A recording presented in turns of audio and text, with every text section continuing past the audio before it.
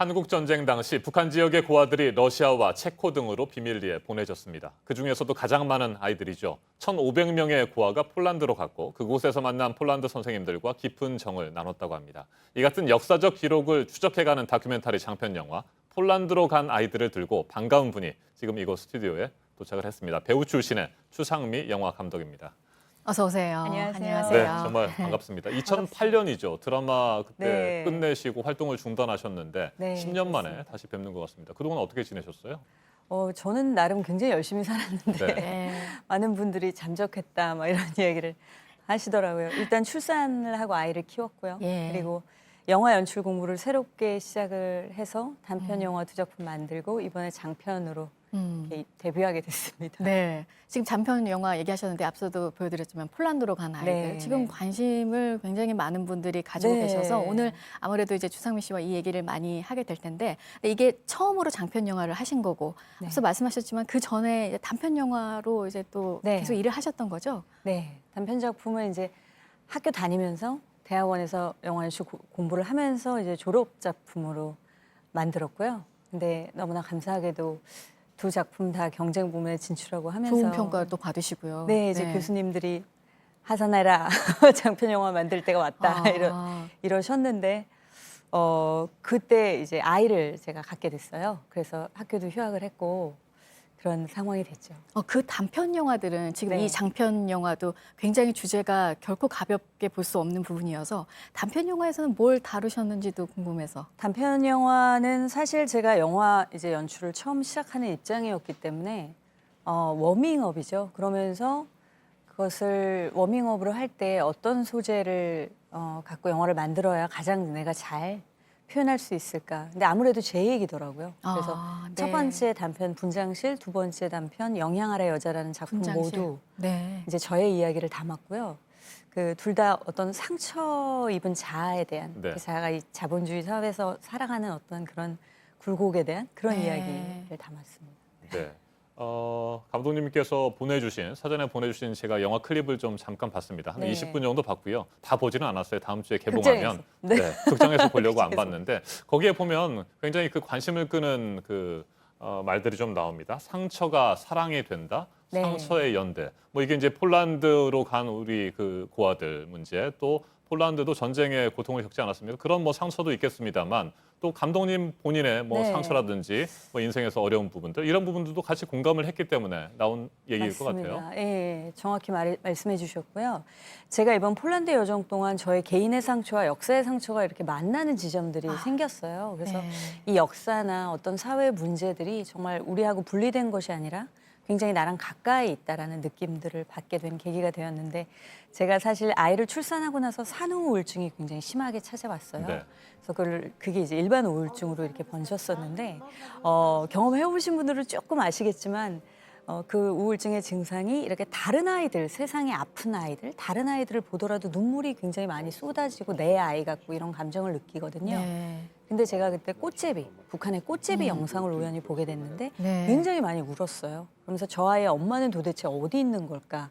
예, 그런 생각이 들었고 그 아이가 이제 산천을 헤매고 다니는 막 흙뿌리를 캐러 다니는 모습에 굉장히 마음이 아팠는데 그때 제가 또 우울증을 이겨내기 위해서 장편 영화 소재를 찾아야겠다 마침 그러고 있던 터에 이제 아는 후배가 일하는 출판사에 갔다가 이 북한 전쟁과에 관한 실화 자료를 제가 얻게 된 거죠. 그래서 이걸 가지고 제가 극영화를 한 1년 반 정도 준비를 하다가 그 시나리오를 완성하기 위해서 폴란드로 가야겠더라고요. 직접 장소도 보고 생존 폴란드 선생님들 생존하신 분들의 인터뷰도 하고 근데 폴란드 측과 접촉을 해보니 이분들의 연세가 90이 넘으신 거예요. 네. 그렇죠. 70년 가까이 흘렀죠. 얼마 안 있으면 돌아가실 텐데 근데 이 실화에 대해서 아무도 아는 사람이 없어요. 주변에 정말 너무. 네. 근데 우연히도 이게 제 손에 들어온 소재였기 때문에 네. 굉장히 막중한 책임감 같은 게 들더라고요. 그래서 그 영화를 조금 미루고 이제 기록, 다큐멘터리로 기록을 먼저 이분들의 육성을 남겨야겠다라는 생각을 하게 돼서 급하게 다큐로 이제 전화를 한 네, 거죠. 영화를 보면요. 폴란드 현지에 가서 각종 자료를 찾으셨잖아요. 네. 거기에 뭐 영상도 있는 것 같고. 그러니까 네. 폴란드 그 기차역에 도착했을 때 영상 이런 것들은 뭐 실제 그 당시의 화면입니까? 그 굉장히 진귀한 자료들이 그대로 영상이 보관되어 있는데요. 당시 폴란드가 사회주의 국가였기 때문에 그냥 이건 제 추측입니다만 당시 예술가들이 사회주의 리얼리즘, 그래서 굉장히 훌륭한 예술가들이 사회주의 체제 선전으로 이렇게 좀 이용이 된 그런 경우예요. 그래서 이게 우리나라로 치면 뭐 예전에 대한뉴스에 보도된 그런 네. 자료 수준이 아니라 정말 영화처럼 찍은 이 북한 아이들의 자료가 그대로 남아 있는 겁니다. 영상과 사진들이. 실제 도착했을 때 그 당시의 영상이란 말씀이신 그렇죠. 거죠? 네. 그래서 굉장히 퀄리티가 높고 만일 그 당시의 영상의 자료들을 영화처럼 감상하실 수 있는 그런 진귀한 자료들이 그대로 폴란드 국립영상자료원에 보관이 되어 있더라고요. 그래서 그것을 픽업한 거죠. 네. 지금 얘기를 들어보면 지금 90이 넘으신 분들을 또 기록으로 남겨야 될 부분도 네네네. 있고 정말 중요한 그런 자료들도 많아서 감독으로서 다큐멘터리 영화로 갈 수밖에 없었던 선택이었을 것 같습니다. 네네. 이제 그 영화는 아마 내년에 다시 네. 프랭크인을 하게 될 것 같고요. 시나리오가 어느 정도 지금 나와 있는 상황이고. 아, 예. 네. 굉장히 근데 이 여정이 단지 다큐가 아니라 네. 이제 아까 말씀하셨던 것처럼 저의 이제 상처도 있었고 제가 이거 혼자 여행을 한 게 아니라 탈북 소녀와 함께 여행에 동참을 하게 됐어요. 이송이라는 네네, 이송이라는 탈북 자매와 함께 갔는데 이 친구도 탈북 과정에서 굉장히 많은 상처가 있는 친구였거든요.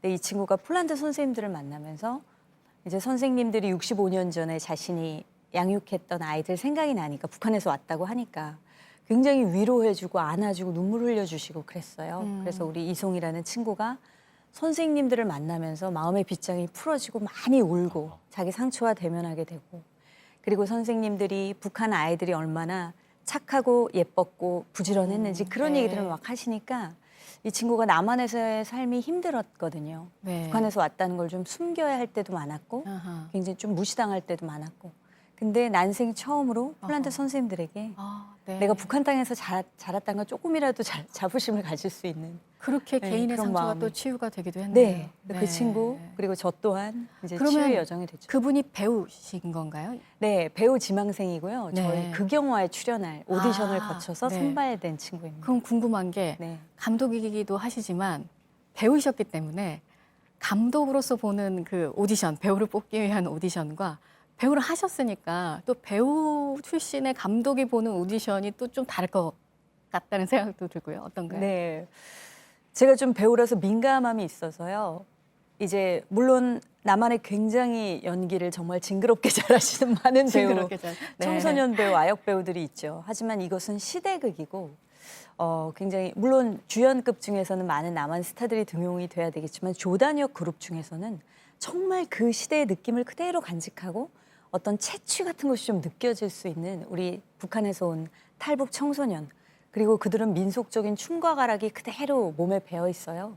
그런 것들을 영화에서 좀 많이 활용하고 싶어서 그렇게 오디션을 봤습니다. 네, 그 영화를 보면 말이죠.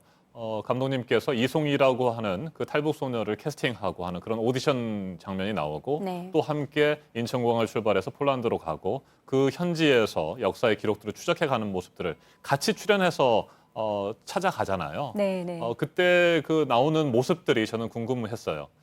감독으로서 굉장히 진지하게 그 취재하는 모습들을 그냥 보여준 것인지 아니면 또 한 명의 연기자로서 연기를 하는 부분도 있었던 것인지 영상에 나오는 부분들이요, 영화에 나오는 부분 어떻습니까? 뭐 카메라가 찍고 있으니까 표정 관리 정도는 했겠죠. 네, 그런데 그것을 연기라고 볼 수는 없는 게 왜냐하면 제가 이걸 다큐로 전환을 했을 때 새로 기획할 시간이 없는 거예요. 그래서 제가 극영화를 이렇게 시나리오를 완성하는 그 과정 자체를 그대로 노출하는 다큐멘터리를 만들어야겠다 해서 제가 극영화를 만들기 위한 취재 과정이라는 전제로 이 다큐멘터리가 시작이 되는 거죠. 네. 이런 가볍지 않은 소재를 다룬 감독으로서 네. 뉴스를 좀 많이 보셨다고 들었어요. 남북 관계가 또 어떻게 되냐. 네. 이거에도 또 영향을 많이 받으셨다고 그래서 네. 어떠셨습니까? 제가 2014년에 이 소재를 픽업해 가서 1년 반 동안 시나리오 작업을 하고 그다음에 이제 다큐를 2016년에 찍고 왔는데 그때부터 지금까지 2년 동안 후반 작업을 했는데요. 물론 네. 편집이 길어진 것도 있지만 시국이 도저히 이 많이, 작품을 네. 세상에 내놓을 수 없는 상황이었어요.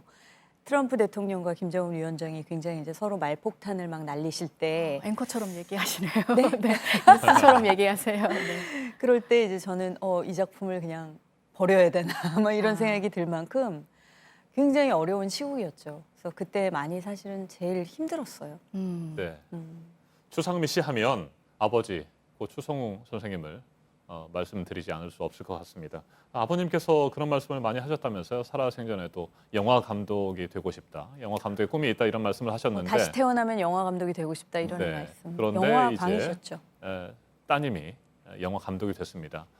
자랑스럽게 생각하실 것 같아요. 뭐 내가 못 이룬 꿈 네가 이루는구나 뭐 그렇게 네. 보시겠죠. 네, 좋아하실 것 같아요. 네, 추상미 씨에게 아버지는 어떤 존재입니까? 저에게 아버지는 어떤 존재일까? 아버지가 사실은 오래전에 돌아가셨잖아요. 네.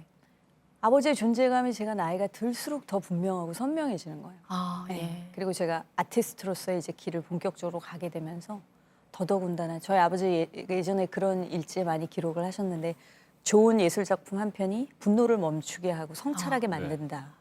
예술가의 사회적 기능에 대해서 굉장히 고민 많이 하셨는데 그런 고민이 이제 제 고민이 됐죠. 그러면 아버지가 그렇게 살아생전에 영화 감독을 꿈꾸셨기 때문에 그걸 이제 못 하셨으니까 내가 딸로서 배우지만 나도 한번 감독을 해보겠다 이런 생각이 있으셨던 건가요? 처음에 그런 생각으로 출발한 것 같진 않고요. 네.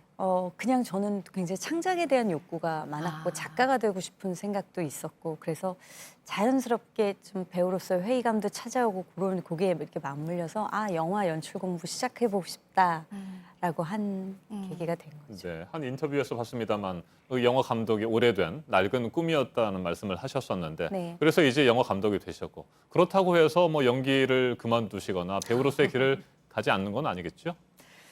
뭐 제일 많이 듣는 질문인데 네. 일단은 미래를 계획할 수가 없고요. 네. 이 영화 작업이 감독이라는 직업이 정말 골수와 진액을 다 빼내는 네. 엄청나게 힘든 작업이라는 걸 알게 돼서 일단 이 영화 같은 소재의 극영화가 나올 때까지는 아무 생각이 없습니다. 네. 앞서 그 얘기 하셨어요. 그 함께 간 폴란드에 간 그 탈북 소녀가 그곳에서 이제 폴란드 선생님을 만나면서 상처를 치유받는 네. 계기가 됐다. 그럼 추상미 씨는 뭐 여러 힘든 일이 있게 되잖아요. 네. 어떤 걸로 치유를 받으시나요? 제가 이번에 굉장히 사실은 이 산후 우울증을 극복한 쉽게 경험하지 못할 굉장히 진귀한 경험, 네. 건강한 여정이었던 것 같은데요. 제가 제 아이에게 집착하고 아이만 바라보던 시선을 세상에 이제 아픈 아이 혹은 역사 속에서 아팠던 아이들에게 시선을 돌렸을 때 자연스럽게 그 상처가 회복이 되고 오히려 거기서 굉장히 큰 앞으로 예술가로서 되게 중요한 깨달음 같은 걸 얻은 그런 여정이었습니다. 네, 다음 주에 이제 극장에서 정식 개봉하면 폴란드로 네. 간 아이들 꼭 보겠습니다. 그리고 아까 말씀하신 것처럼 극영화를 준비하신다고 했는데 언제쯤 극영화로 볼 수 있을까요? 극 영화는 이제 시나리오를 많이 수정해야 되는 폴란드에 가서 이제 알지 못했던 그런 팩트들을 많이 접해서 아마 좀 오래 걸릴 것 같습니다. 네. 네. 네, 또 기대를 계속 이제 추상미 씨는 할 수밖에 저희가 없을 것 같습니다. 오늘 하시는 감사드립니다. 얘기를 들어보면요. 네. 네, 첫 장편 영화 감독으로 돌아왔습니다. 배우 추상미 씨와 함께했습니다. 오늘 이른 아침에 나와주셔서 감사합니다. 고맙습니다. 감사합니다. 반가웠습니다.